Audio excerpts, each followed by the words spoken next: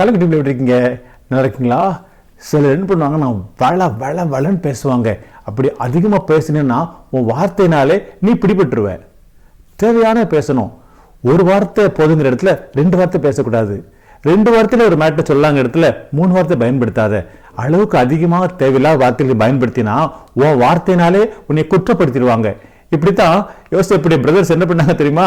அவர்கிட்ட சொன்னாங்க, எங்களுக்கு ஒரு இளைய பையன் இருக்கான் அப்படின்னு வார்த்தையில மாட்டிக்கிட்டாங்க. உடனே என்னாச்சு, அவனையும் கொடுத்து வாங்க சொல்லிட்டாங்க. அது தேவையில்லாத பேச்சு தானே. அளவுக்கு அதிகமா தேவையில்லாத பேச்சை நீங்க பேசாதீங்க. நீங்க ஆண்டவர் பிள்ளை இல்ல, பேச மாட்டீங்கல்ல, அப்படித்தானே? பாய்.